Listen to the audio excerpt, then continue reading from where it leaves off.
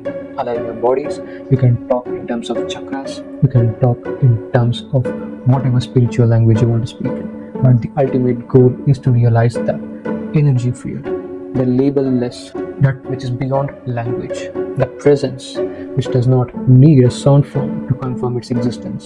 There is an experience of the object. You have the ability, you build up an ability to observe an experience of the world without the interference of a thought. The kshetra and kshetragna. There is a field of experience and there is a knower of the field. These two are never different. These are the same. This realization is why we have taken birth in this lifetime. Or if not this, the next. The previous one was also a search for this realization. This is an alignment. We call this as biology. Okay? That is the language we use. So it's nothing but an alignment of the matter, which is a primary manifestation of that cosmic awareness or the witness. So it aligns itself with a desire to experience its own possibilities. It manifests itself in space.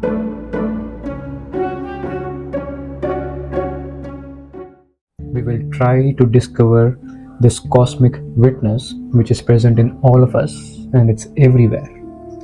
So in order to see this cosmic witness, or simply the aware space which I usually talk about, we will examine. So you can compare this to one of the Vedantic method known as Neti Neti. That means not this, not this. Those who are in this path already know about this. There is a slight difference in the way I would negate as not this, not this. Basically, you are trying to discover who you are. So you will consider all the objects that you know, all the experiences that you know, and then you contemplate your way back to this cosmic witness which I am talking about. And why I am saying this to be a cosmic witness and not a personal witness, it's because this is not a personal space. It's throughout this cosmos. The whole of this cosmos is arising in this pure awareness, or you can say it as pure consciousness as well. There are many terms which can be used to point to this cosmic witness. So why would you want to discover this? There needs to be a reason. You need to have a motivation why to do this. One reason is we talk about the evolution in terms of biology and how we have taken this form, the human being form. The next stage, which you might be aware of, you would have definitely heard about this, the next stage of evolution will be a spiritual evolution. That is where, with the ability we have as humans right now, with our ability to contemplate the nature of who we are and the world. So this particular path is the path of contemplation or the path of knowledge. It's not the knowledge of the world, which is objectively true, and it's a reflection of the infinite possibility. And now this infinite possibility is basically this potential which lies in the space in which things manifest. And if you are not motivated spiritually, you can see this in terms of the relaxation, peace, this discovery of this cosmic witness which I'm talking about. One of the characteristics of that is you will be in peace. You will rest in peace while you are alive in this body. If you truly contemplate this nature of cosmic witness, you will get a slight insight into what it feels like after death. The fear of death will be eliminated. And also, while you're alive, as I said, when you're more peaceful, you tend to enjoy things more intimately. So the quality of life, again, which I usually keep referring to, this goes up. So this is the reason to realizing this particular field of awareness. So we usually have 3 stages in this. It's not exactly a stage. So it says a category of experiences you have. So each category of your experiences, I'm just calling that to be a stage. So the first one is we are definitely aware of the world, what we call the world of objects and everything, the life which the body goes through. This witnessing the world around us, experiencing the world around us. So we need to understand our relationship with the world. How would you relate yourself with the objects of your experience? So in this stage, what we do is we clearly see that there is an experience of the object. You have the ability, you build up an ability to observe an experience of the world without the interference of a thought. So, a thought trying to describe an experience can never actually represent the experience itself. There is a quality of how the experience is in the space. Looking at a 3D object, 3 dimension as in the physical solid object, there is an experience of interacting with that particular object. And now a thought, which is nothing but an extension of the experience, an attempt by the mind to describe that physical experience, can never actually represent the experience itself. You might use the language to communicate. Of course, it's a conspiracy if English is the sound form which is being used. Another person who knows the same sound vibration, who has learned what it points to, it's a conspiracy between you and the other person. So to start with, of course, we can do with eyes closed because it's much easier. The attention can go to an object easily when the eyes is closed. There is no visual field. The distraction has gone down and the focusing of attention becomes much easier with eyes closed. So you can start with that. In the Neti Neti, which I talked about, the 2 steps are there. So the one is, you say you are not the object of experience, but you are the witness of that experience, right? So, and then you go back, and finally to the screen or to the first primordial thing. Let's call this to be a screen. That is a very easy analogy on which everything is played. Of course, this is not like a 2-dimension screen. It is a 3-dimension screen on which everything comes and goes. The difference here is, while going back, we are not completely disregarding the experience. Of course, there is an experience. We cannot say that I am the witness of the experience and experience is something else. So we will keep an open mind that yes, there is an experience, but let me try to observe. This is not a physical traveling. It's just a clearing of ignorance in our mind. Ignorance that who I am is this body and the world is something else. I have the body and I have some thoughts. So this is the generic way of looking at things, and it is quite obvious, right? But when you clearly investigate this, you see that the world is being witnessed, yes, and now the tricky part is the stage 2, which we will start now. The stage 2 is the body, witnessing the body. It's anywhere there, you cannot disregard the body. The body is there, but here as well, we will come back and include the experiences as well, how you relate to the experience. That will be clear once you see your true identity before you even have the concept of identity, to be the witness, to be that cosmic witness of everything, and also that source. The witness is also the source of everything you know in this world. So in the stage 2 of observing the body, you see that without a label. The main thing is we have sensations. How we know the body exists is there is a whole bundle of sensations. Rupert Spira, one of the spiritual teachers, so he talks the relationship with the body as a bundle of sensations which you are aware of. So even without these labels, there is a raw experience of the body. So there are practices like body scan. It is simply becoming aware of an experience around you, becoming aware of the sensation, the contact points you have. Right now I'm sitting on this chair, feet is touching the floor. I can observe and stay there with this contact point. There is a sensation. Now I'm using words again, but if I don't speak, I can clearly observe there is something happening in the contact point. There is an experience, there is a quality to it. Now, staying with this experience for a long time will make it clear that you are the witness of an experience in your space. The body is always in the motion. It's moving. There is a movement. You can clearly see that the body as an instrument of this witness to interact with the world. It's an interface through which one experiences. So this is an alignment. We call this as biology. Good. That is the language we use. So it's nothing but an alignment of the matter, which is a primary manifestation of that cosmic awareness or the witness. So it aligns itself with a desire to experience its own possibilities. It manifests itself in the space.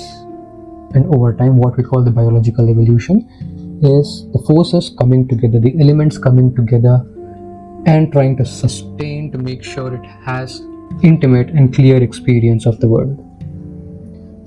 The difference between humans and other species is we have the ability to communicate like this. There is a language, there is an intelligence, there is an ability for each of us to contemplate who we are and what is this world. All those existential questions which gets buried over time, and that is the time when we are living in survival, and somehow we have gotten above survival, most of us at least, and we are in, if not extreme luxury, we are luxurious enough, and we don't actually find a reason to contemplate these questions again, because there is a cycle, there is a routine we have set, and we need to make some time to get into this contemplative part. As I told you, if you feel like you have the ability to explore the mystery of who you are in the world, if it is still alive, you can give some gas to it, let it burn further, contemplate in silence, do whatever practices you want. You can definitely explore the nature of who you are and the world, and spiritually evolve into higher dimensions. Now, if it's too much of a woo-woo for you, you don't like the terms of dimensions, awakening, nirvana, moksha. If you think that is too much of a belief for you, don't worry about it. Just rekindle the curiosity of what it means to be a human, and that will guide you wherever you are, whatever is available to you. If this video is going to help you in that path, I will take that as a win for me. Even if one of you pursue the path of self-inquiry in silence, of course you combine it with meditation, and I have made a video of what meditation is. So yeah, explore the body as well. The second stage, you become very clear that the body is an extension of the witness space. And now going further, the last stage is clarifying the mind dimension of you.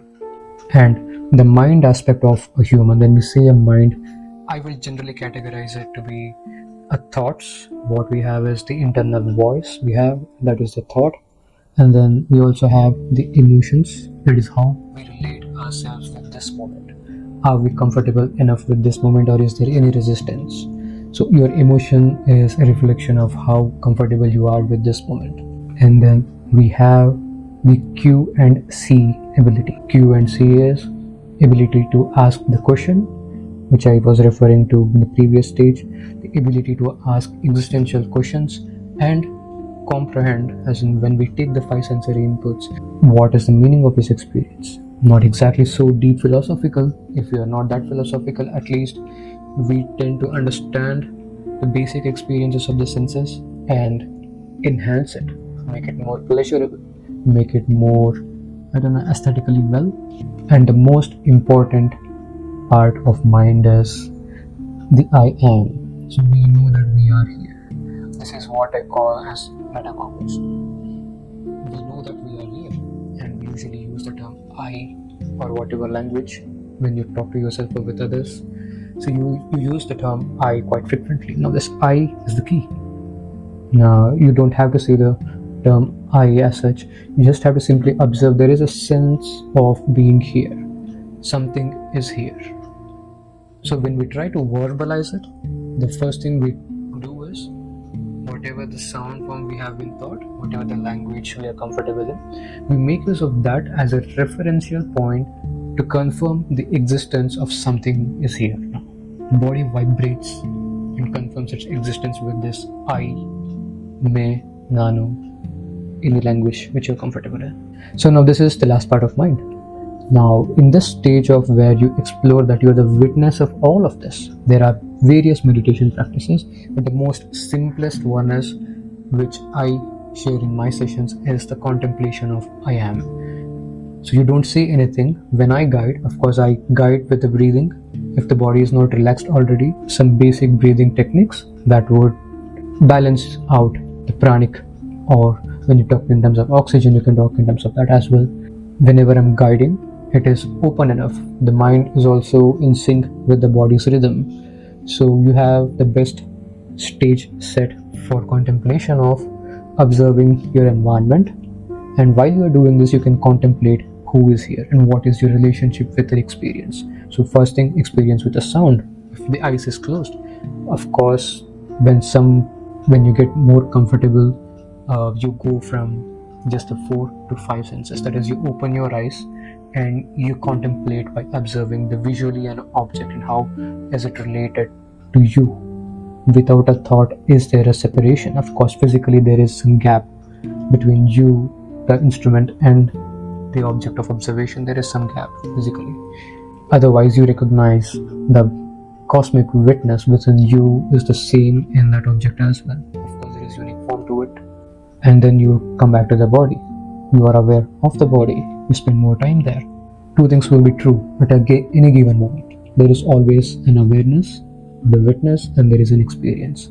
So you keep reducing this gap between the witness and the object of awareness, object of witness. And you will realize that this, even though there is an experience and a knower of the experience, as Krishna calls it, the Kshetra and Kshetrajna, there is a field of experience and there is a knower of the field.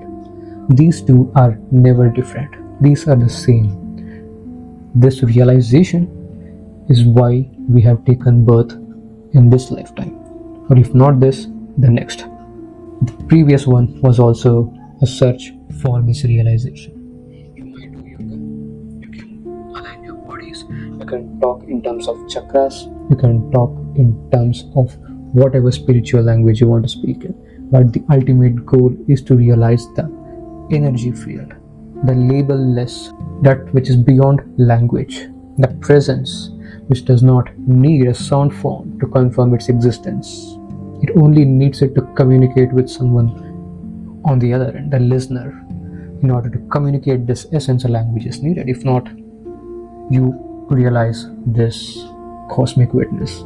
It's a field which is always there, right now as well. It hasn't gone anywhere. The field itself has taken your form. It's vibrating in your form. It's listening to this voice. To realize this process, you sit, observe the world, observe the body, observe the mind. So the components of mind mainly are thoughts. You can use to make use of emotions, and you can make use of the simple sense of being here. And ask the question, contemplate, question and comprehend. Start a meditation practice. And do not have an ego of a spiritual seeker or an ego of meditator. When I say ego, you are giving yourself too much pressure. You have this mental idea of what it means to be a seeker, what it means to be a meditator. Do not have any such ideas.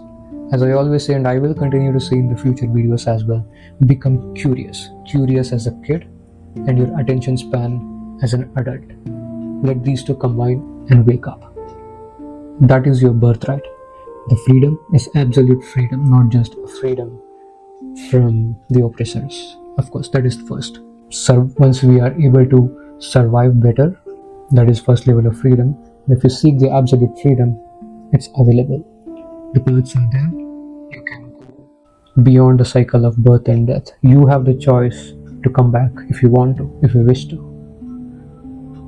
Thank you for watching this video, and I will make sure to upload more interesting, more relevant and videos which will touch this pure witness within you, which tries to seek peace and happiness. I will try to address to that in every video.